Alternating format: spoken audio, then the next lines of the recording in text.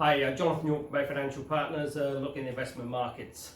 The latest round of tariffs has kicked in on Chinese goods coming into the US. President Trump pretty good to his word there and instigated those tariffs over the weekend.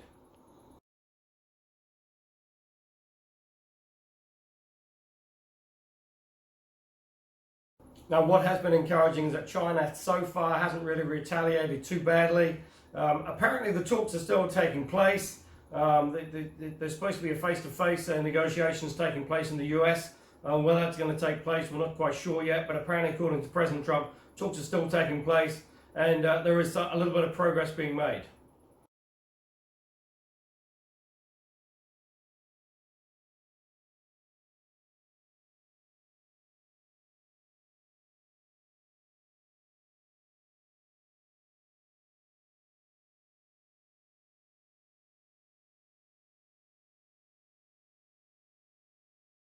The issue is that President Trump really sort of flip-flops on these sort of talks and comments.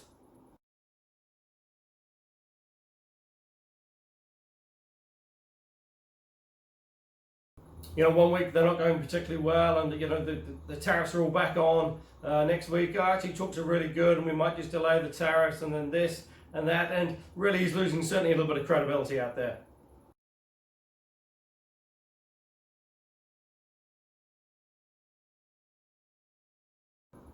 If you were cynical, there has been some talk as well that this is just a ploy from the Trump administration to try and force the Fed to lower interest rates.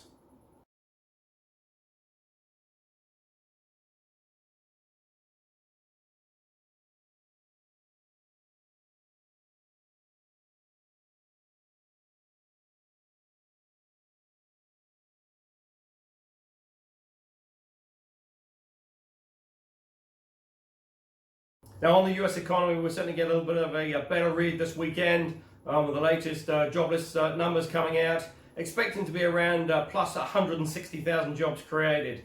If it's weaker than that, that obviously puts a further little bit of pressure on the Fed, because certainly the US economy then is slowing. Whether that is a fact, obviously, of the tariffs and the sort of trade war and uncertainty going forward, who knows?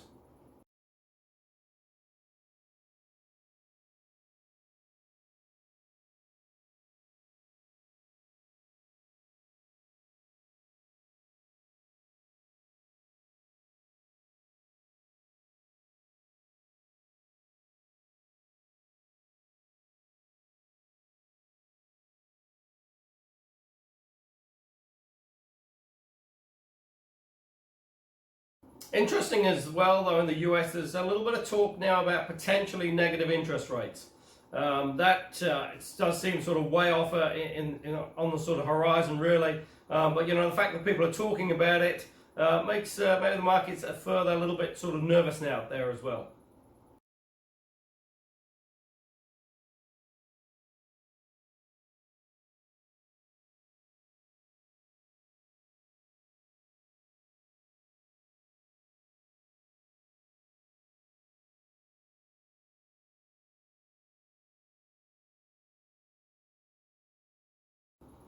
Oil not really doing a great deal, sort of plus or minus $2 on that sort of midpoint of 55.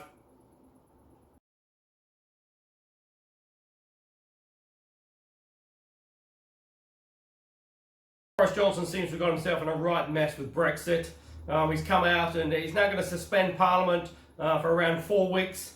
That will give them just this week. Then it'll be suspended while they get the new sort of plans forward for his sort of government with the Queen's speech. That will only then leave around sort of a couple of weeks before the Brexit 31st end date.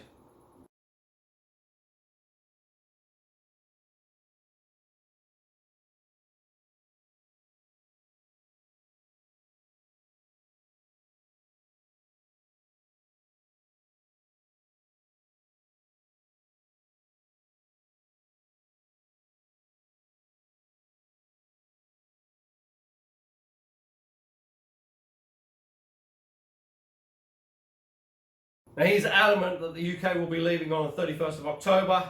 There's now been an emergency sort of debate and sort of push through where some of these ruling Conservative Party have actually crossed the House and have joined the opposition. to force a vote on a no-deal Brexit.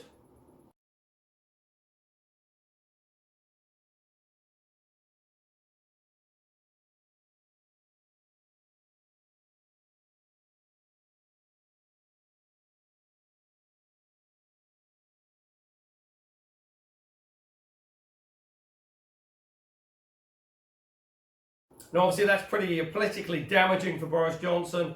Clearly, he hasn't got a unified party, but also as well, clearly, he doesn't really seem to have a sort of clear path forward.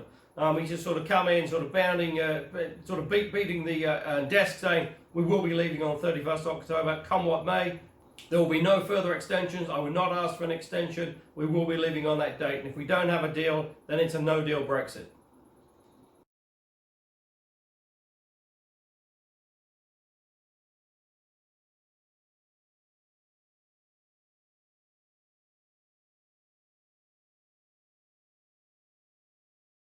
I suppose the major issue is that having with David Cameron calling this referendum and then getting the result that he didn't want it, he sort of bailed and sort of jumped ship and left everyone else to clear up the mess.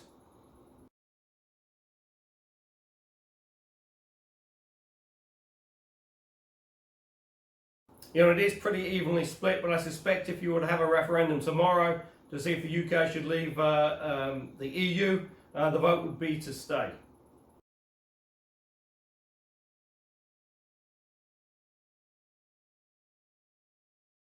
And that potentially is causing a real issue for Boris Johnson and his new government.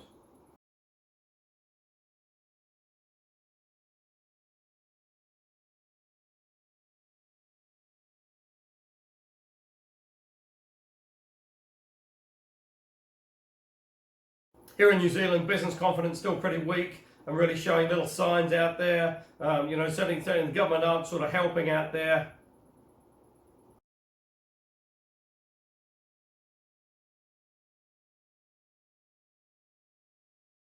Really being criticised sort of at every angle. We're supposed to get the latest sort of reset on Kiwi build.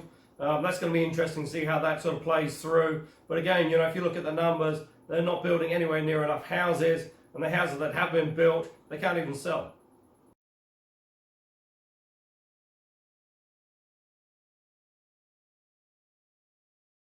And all you seem to get is sort of, oh yes, we'll have a review onto that, we'll have a review into this, and very little seems to be getting done at the moment.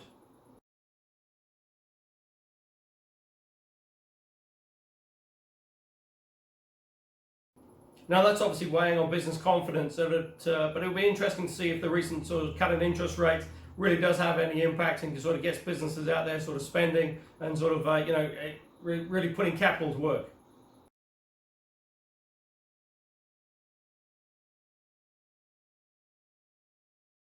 Because certainly if you look at it, to borrow money out there globally really is pretty cheap.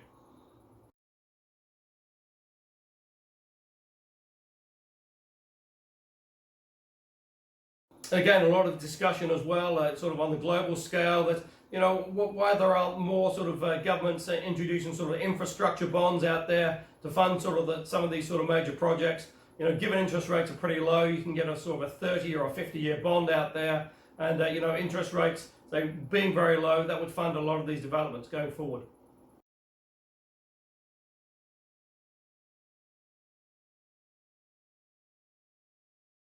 That would obviously help sort of confidence, get people working, money spending in the economy, and really would make everyone feel a lot better.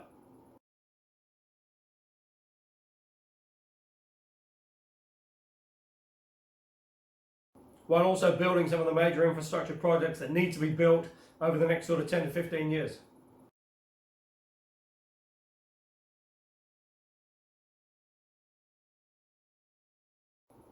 Now, Infratel do have that bond in the marketplace. It's just over 7 years and just over 10 years.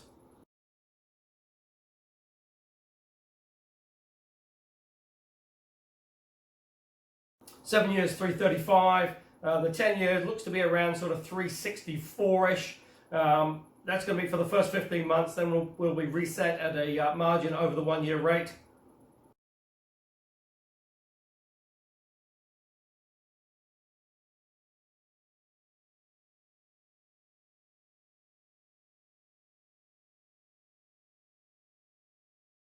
Now, if you're interested in those, call us on 0800 867 323.